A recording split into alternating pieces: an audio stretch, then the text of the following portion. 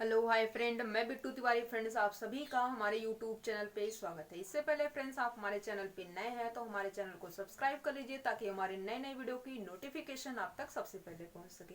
आज के इस वीडियो में हम डिस्कस करने वाले हैं CSIR नेट नवंबर के अंदर जो क्वेश्चन आपका पूछा गया है उसके ऊपर हमें स्टडी करनी है। और यहाँ पे हम डिस्कस करने वाले हैं सिंगल चॉइस के क्वेश्चन को, और जिसके अंदर जो आपका क्वेश्चन है क्वेश्चन नंबर 3 है। ये क्वेश्चन आपका सीक्वेंस से रिलेटेड है, ठीक है। दैट मीन्स रियल एनालिसिस से पुटअप किया गया है। ओके, क्वेश्चन तो बिल्कुल इजी है। और ध्यान आपको ये भी रखना है एग्जाम के अंदर कि जब आपका क्वेश्चन सिंगल चॉइस क्वेश्चन हो तो उसको with the help of counter example आप ऑप्शन को एलिमिनेट कीजिए। ओके, अब यहाँ पे क्या है, आपको यहाँ पे कहता है f such that natural number to natural number be a bounded function। कैसा फंक्शन है? Bounded function. दैट मीन्स जो आपकी सीक्वेंस रहेगी वो कैसी सीक्वेंस रहेगी? बाउंडेड सीक्वेंस, ठीक है। कहता है which of the following statement is not true। जब भी आपको एग्जाम के अंदर ट्रू वर्ड यूज किया जाए या फिर नॉट ट्रू वर्ड यूज किया जाए तो उस चीज को आप अंडरलाइन कीजिए, उसको लाइटली मत लीजिए, उसको बिल्कुल एक एक चीज जो है इंपॉर्टेंट होती है एग्जाम के अंदर। जैसे यहाँ पे नोट ट्रू पूछा है तो इसको आप अंडरलाइन कर दीजिए, ठीक है। मतलब आपको बताना क्या है कि जो ऑप्शन आपका रॉन्ग ऑप्शन है उसी को आपको पिक करना है, तभी आपको मार्क मिलेंगे, अदरवाइज कोई भी मार्क आपको नहीं मिलेगा। ओके, अब यहाँ पे फर्स्ट ऑप्शन में कहता है limit n tends to infinity supremum of f of n। मतलब जो ये बाउंडेड फंक्शन है उस फंक्शन का जो लिमिट सुपीरियर है वो आपका नेचुरल नंबर के अंदर बिलोंग करेगा। ये ऑप्शन तो ये बोल रहा है। सेकेंड ऑप्शन कहता है कि जो आपका बाउंडेड फंक्शन है, बाउंडेड फंक्शन का जो इंफीरियर होगा, क्या है, जो बाउंडेड फंक्शन का इंफीरियर है, that means limit n tends to infinity infimum of f of n। मतलब फंक्शन f ऑफ n का इनफिमम, ठीक है, लिमिट इंफीरियर, ठीक है। तो वर्ड में जो यहाँ पे लिखा गया है सिंबल के अंदर, तो ये इसका मीनिंग रहा। और ये कहता है कि बिलोंग करेगा आपका नेचुरल नंबर के अंदर। ओके, थर्ड ऑप्शन में कहता है कि जब आप उस फंक्शन में जो आपका बाउंडेड फंक्शन है उसके अंदर जो है हर एक टर्म में n की बात की गई तो n ऐड किया गया। मतलब एवरी टर्म के अंदर यदि आप n के स्थान पे 1 2 जैसे जैसे आपकी टर्में इंक्रीज होंगी उसी के अकॉर्डिंग यदि आप नंबर ऐड करते जाएंगे और बाद में आप उस फंक्शन का इंफीरियर निकालेंगे तो वो जो इंफीरियर होगा वो आपका नेचुरल नंबर के अंदर बिलोंग करेगा, ठीक है। फोर्थ ऑप्शन में कहता है जो आपका f of n plus n होगा इसका जो सुपीरियर होगा वो आपके नेचुरल नंबर के अंदर बिलोंग नहीं करेगा, ठीक है। आई होप क्वेश्चन का जो स्टेटमेंट था उसको भी आपने भी अच्छे तरीके से स्टडी किया है। फिर भी यहाँ पे अब हमें क्या करना है, इसका सोल्यूशन करना है। और हम ये कोशिश करते हैं आपको बिल्कुल easy to easy language provide कर सके सोल्यूशन, ठीक है। अब यहाँ पे जो है आपको एक ऐसी सीक्वेंस उठानी है जो कि बाउंडेड हो, ठीक है। तो यहाँ पे जो है हमें जो है एग्जाम्पल कैसे आएंगे, जितनी ज्यादा हम प्रैक्टिस करेंगे वो ऑटोमेटिकली हमारे माइंड के अंदर सेट हो जाएंगी कि हमें किस जगह पे किस टाइप का एग्जाम्पल सर्च करना है, वो हमारे माइंड में सेट हो जाएंगी। बट उसके लिए हमें प्रैक्टिस करनी होगी। ओके, तो यहाँ से आपको जो है ऐसी फंक्शन उठानी है जो बाउंडेड फंक्शन हो, ठीक है। तो यहाँ से हमने जो है नेचुरल नंबर लास्ट में, दैट मीन्स सीक्वेंस ही बनेगी। और यहाँ पे क्या है, बाउंडेड फंक्शन है। ओके, अब यहाँ पे जो है मान लीजिए हमने सीक्वेंस उठाई 1 1 1, ठीक है, कांस्टेंट, क्योंकि हमें जो है कोई भी कैलकुलेशन वर्क भी ना करना पड़े और हम जो है इजी वे में ऑप्शन को भी एलिमिनेट कर दें तो वही हमारा जो है माइंड अच्छे से वर्क कर रहा है, अदरवाइज नहीं, ठीक है। यदि हम अपने अकॉर्डिंग कर रहे हैं फिर भी हमें कैलकुलेशन करने की जरूरत है, दैट मीन्स हम रॉन्ग जा रहे हैं, ठीक है। तो हमें कैलकुलेशन वर्क करना नहीं, कांस्टेंट हमने उठाया, कांस्टेंट सीक्वेंस है, ठीक है। और आपको पता होनी चाहिए कि जो आपकी कांस्टेंट सीक्वेंस होती है वो आपकी ऑलवेज कन्वर्जेंट होती है, और ऑलवेज कन्वर्जेंट होती है। और जिस पॉइंट के ऊपर होगी, किसके ऊपर होगी, ये 1 1 से एवरी टर्म में बन रही है। मतलब ये जो सीक्वेंस है ये आपकी every constant sequence is a bounded. क्यों? क्योंकि every constant sequence is a convergent sequence.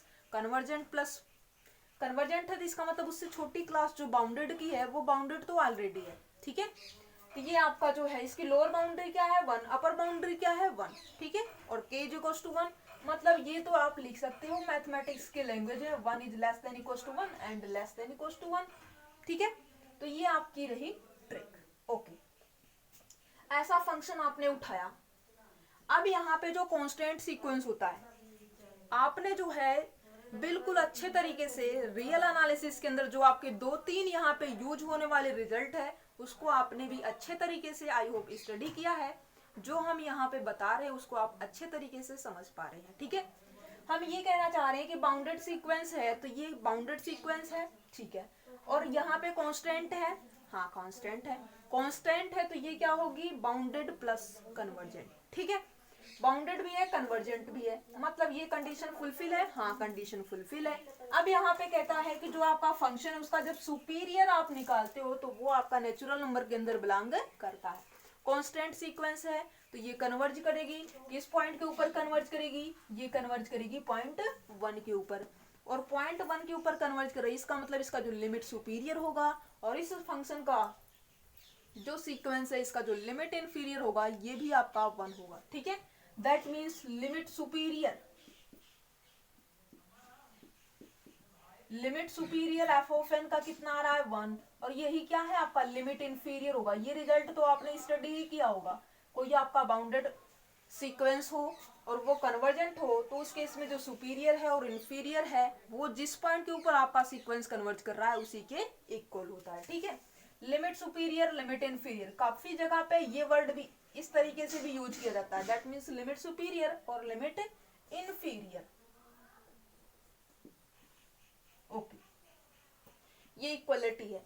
क्या जो 1 आ रहा है क्या नेचुरल नंबर से है, हाँ, क्योंकि हमें ऑप्शन को एलिमिनेट करना, हम 0-0 का भी ले सकते थे, 0-0 का भी हम ले सकते थे, बट हमने क्या किया है, हमने जो है इसके ऑप्शनों को नॉट ट्रू बताना है, ठीक है।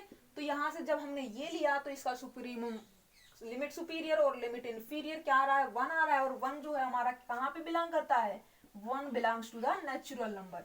मतलब जो हमारा फर्स्ट ऑप्शन है और जो सेकेंड ऑप्शन है ये तो हमारे ट्रू ऑप्शन रहे, क्या है, ये तो हमारे ट्रू ऑप्शन रहे।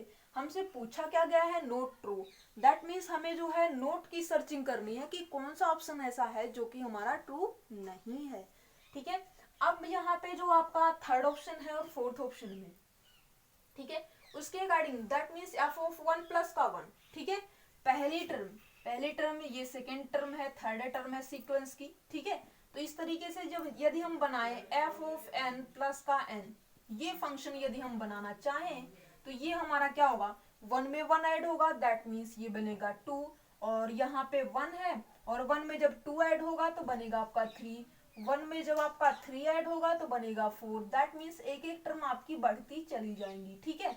और यहाँ पे इसको सीक्वेंस को बिल्कुल बारीकी से, मतलब फर्स्ट क्लोज से यदि हम स्टडी करने की कोशिश करें तो यहाँ से इसको जो है रियल लाइन पे यदि हम रिप्रेजेंट करें तो यहाँ पे क्या होगा, ये हमारा 2 होगा, ये हमारा 3 होगा, फिर यहाँ पे 4 है, मतलब फिर 5 है। अब यहाँ पे 2 से हम 3 पे गए, ठीक है, और 3 से हम 4 पे गए, 4 से हम 5th पे गए। दैट मीन्स ऐसे ही हमारा प्रोसेस जो है चलता रहेगा, और कभी भी जो है हम किसी एक पॉइंट के ऊपर इनफाइनाइट टाइम नहीं जा पाएंगे। That means after some times ये जो हमारी बॉल है, मान लीजिए कि ये जो बॉल है 2 पे है, 2 से बॉल आपकी 3 पे जाती है, 3 से बॉल आपकी 4 पे जाती है, 4 से 5th पे, एंड सो ऑन। ये कब तक प्रोसेस चलता रहता है, इनफाइनाइट टाइम चलेगा, ठीक है। और जो सीक्वेंस है, सीक्वेंस आपकी एलिफ नोट टाइम चलती है, एलिफ नोट मतलब डिनोमरेबल, ठीक है। तो यहाँ से डिनोमरेबल टाइम चलेगी, और यहाँ पे जो है कुछ टाइम के बाद ये जो बॉल है हमें दिखना भी बंद हो जाएगी। दैट मीन्स ये जो सीक्वेंस होगी ये हमारी सीक्वेंस कैसी सीक्वेंस है, ये सीक्वेंस हमारी डाइवर्जेंट सीक्वेंस है, और ये एवरी टर्म में इसकी पॉजिटिव है तो ये डाइवर्ज कहाँ पे करेगी, ये आपकी डाइवर्ज करेगी प्लस के इन्फिनिटी पे, क्या है, प्लस के इन्फिनिटी पे, ओके।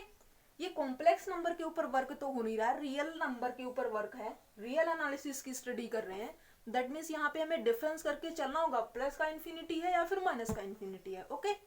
यहाँ पे डिफरेंट वर्ड है दोनों, पॉजिटिव का इन्फिनिटी और नेगेटिव का इन्फिनिटी। एवरी टर्म में पॉजिटिव है, डाइवर्ज करेगी कहाँ पे करेगी, पॉजिटिव के इन्फिनिटी पे। दैट मीन्स इसके जो लिमिट सुपीरियर होगा ये आपका इनफाइनाइट आएगा। मतलब ये है limit superior of f of n plus का एन, ये कितना हो जाएगा, ये आपको मिलेगा इनफाइनाइट। और इनफाइनाइट क्या आपकी नेचुरल नंबर में है, जी नहीं, जो इन्फिनिटी है ये हमारे नेचुरल नंबर में तो नहीं है, does not belongs to natural number. और यहाँ पे बोला भी जा रहा है कि लिमिट सुपीरियर जो है एफ ऑफ एन प्लस का एन है, ये हमारे नेचुरल नंबर में बिलोंग नहीं कर रहा है। मतलब ये जो वर्ड है ये भी ट्रू बोल रहा है, क्या है, ये भी हमारा ट्रू बोल रहा है, ये भी ट्रू बोल रहा है, ये भी ट्रू बोल रहा है। हमें बतानी क्या है, हमें जो है नोट ट्रू बतानी है, ठीक है, क्या है, हमें नोट ट्रू बताना है। और यहाँ पे क्या है, इसका इन्फीमम जो होगा, लिमिट इंफीरियर जो इसकी होगी एफ ऑफ एन प्लस का एन, ये हमारा नेचुरल नंबर से बिलोंग करेगा, जी नहीं। हमारे पास एक ऐसा काउंटर एग्जांपल होगा जहां से ये जो इसका इन्फीमम होगा, लिमिट इंफीरियर होगी, वो हमारे नेचुरल नंबर से बिलोंग नहीं करेगी। कैसे, जब यहाँ पे हम 0 0 का उठा लेंगे, क्या है, एक मिनट, यहाँ पे जो है यदि मान लीजिए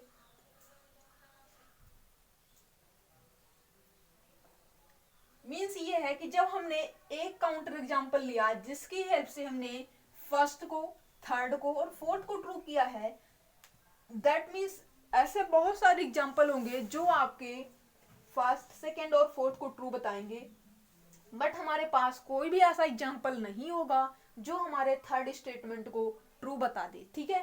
3 तो हमने ट्रू बता ही दिया, मतलब सिंगल चॉइस क्वेश्चन है, एक ही ऑप्शन हमारा ट्रू होगा, तो इसके ऊपर जो है ज्यादा डिस्कस करने में कोई बेनिफिट नहीं है, ठीक है। और आप चेक भी करेंगे तो ये आपका नेचुरल नंबर बता रहा है, और आप चेक करेंगे तो आपको क्या मिलेगा कि वो आपके नेचुरल नंबर से बिलोंग नहीं करेगा, ठीक है, ये आपका हो जाएगा। और यहाँ से जो है आपका नोट ट्रू पूछा है, कौन सा आप पिक करेंगे, ऑप्शन नंबर थर्ड जो है आप पिक करेंगे, ठीक है। आपने कितने मार्क को गेन किया है, आपने जो है यहाँ पे ऑप्शन थर्ड को फिल करते हुए 3 मार्क जो है अपना गेन किया है। आई होप फ्रेंड्स आपने जो है इस क्वेश्चन को ऐसे ही सोल्व किया है, ठीक है, और अपना 3 मार्क गेन भी किया है। Okay, thank you friends for watching my video.